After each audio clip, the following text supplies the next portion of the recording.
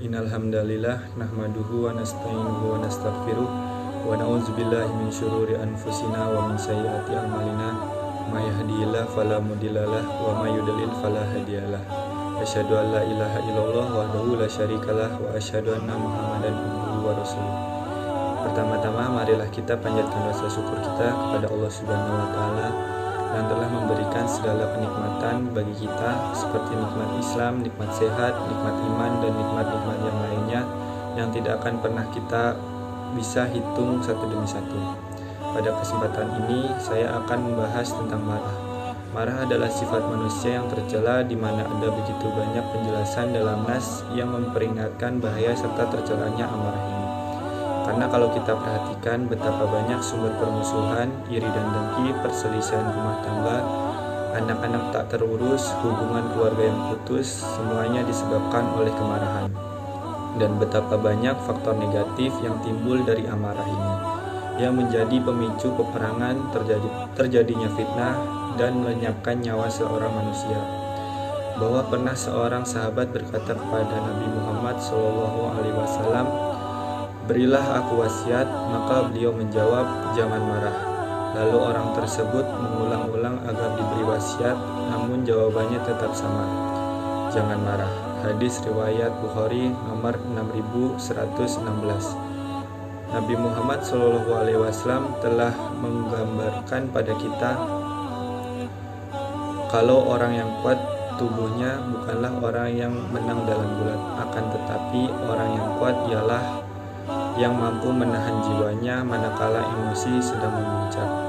Sebagaimana dijelaskan dalam sebuah hadis yang diriwayatkan oleh Imam Bukhari dan Muslim dari sahabat Abu Hurairah radhiyallahu anhu, beliau berkata bahwa Nabi Muhammad SAW bersabda, "Bukanlah orang yang kuat itu yang selalu menang ketika gulat, namun orang yang kuat adalah orang yang mampu menguasai dirinya manakala sedang emosi."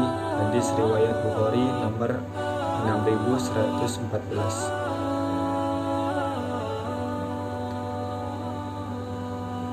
Ada cara untuk mencegah amarah atau meredam amarah, yaitu dengan segera duduk. Berdasarkan hadis yang dikeluarkan oleh Imam Abu Daud dari sahabat Abu Dzar radhiyallahu anhu, bahwa Nabi Muhammad SAW bersabda, "Apabila salah seorang di antara kalian dilanda emosi, hendaklah segera duduk. Jika dengan duduk sudah mampu meredam emosi yang diharapkan, jika belum, hendaklah dia tidur." Hadis riwayat Abu Daud nomor 4782.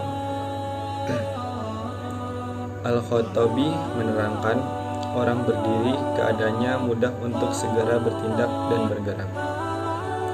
Berbeda dengan orang duduk, dirinya tidak semudah orang yang berdiri. Adapun orang tertidur, maka lebih sulit untuk melakukan keduanya. Maka terungkap dalam perintah Nabi Muhammad SAW kenapa menyuruh orang yang sedang emosi untuk duduk, yaitu supaya tidak menuruti amarahnya tak kala dirinya mampu bertindak dan bergerak seperti ketika dalam posisi berdiri, sehingga pada akhirnya akan menimbulkan penyesalan pada dirinya. Imam Ibnu Qayyim mengatakan, manusia dimasukkan ke dalam neraka disebabkan karena 3 pintu.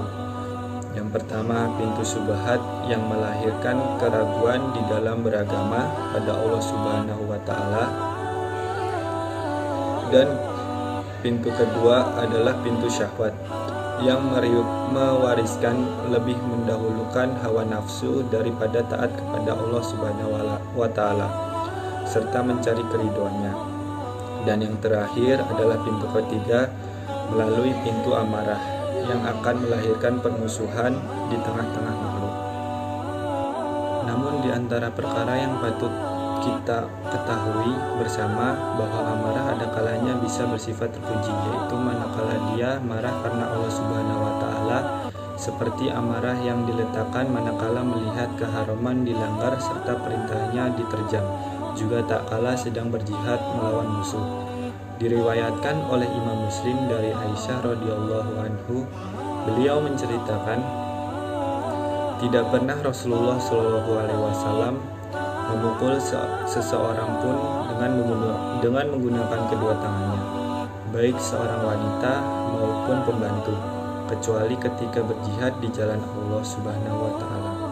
Beliau juga tidak pernah marah dan membalas sedikit pun, melainkan bila keharaman Allah Subhanahu wa Ta'ala dilanggar, maka beliau marah karena Allah Azza wa Jalla. Hadis riwayat Muslim.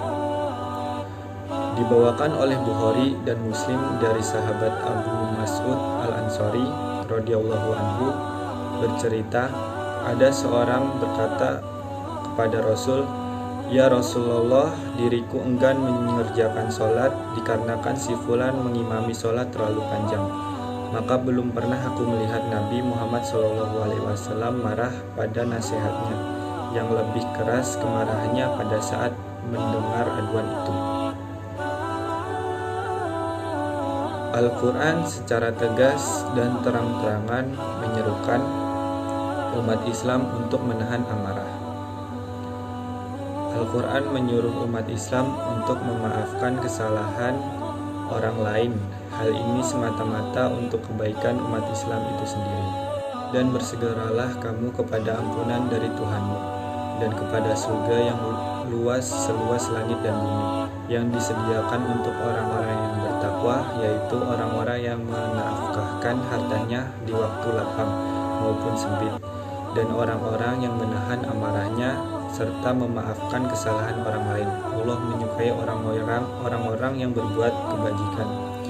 Quran Surat Ali Imran ayat 133-134. Memang kadang sulit untuk menahan kemarahan yang sudah begitu memuncak, namun ayat di atas memberikan petunjuk cara melakukannya. Quran Surat Ali Imran tersebut menjelaskan bahwa menahan amarah hanya dapat dilakukan apabila ada kesiapan hati untuk memaafkan. Demikian juga sebaliknya, seseorang yang mudah memaafkan kesalahan orang lain akan menjadi penyebab dirinya tak mudah melampiaskan amarah. Tak tanggung-tanggung Allah menjanjikan surga bagi mereka yang menahan amarah dan memaafkan.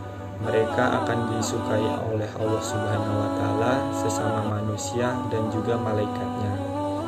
Dikisahkan Abu Bakar radhiyallahu anhu, Rasulullah Shallallahu Alaihi Wasallam memberikan nasihat elegan dan pesan yang istimewa agar seseorang yang dicaci atau disakiti hatinya tak perlu membalas dengan perbuatan kotor yang sama.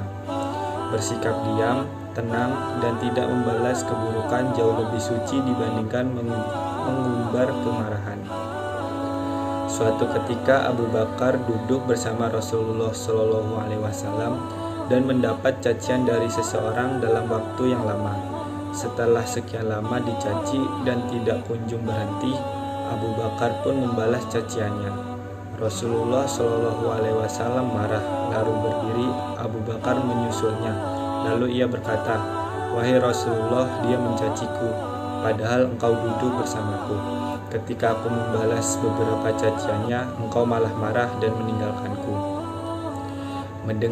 Mendengar pertanyaan sahabatnya, Rasulullah Shallallahu Alaihi Wasallam memberikan nasihat bahwa ketika Abu Bakar diam, ada malaikat yang telah membalaskan cacian untuknya. Sebaliknya, ketika cacian itu dibalas, datanglah setan. Kisah ini memberi inspirasi berharga betapa menahan amarah akan mendatangkan kebaikan. Beriringan dan itu sikap memaafkan pun harus dibangun. Memang sulit, tetapi bukanlah kita mendambakan ampunannya. Semoga kita termasuk dalam kategori hamba yang mendapatkan ampunan dari Allah Subhanahu wa Ta'ala dan mendapatkan surganya. Amin. Mungkin cukup sekian dari saya. Kurang lebihnya mohon maaf. Kesalahan datangnya dari saya sendiri dan kesempurnaan hanya Allah Subhanahu wa Ta'ala. Kurang lebihnya mohon maaf. Wassalamualaikum warahmatullahi wabarakatuh.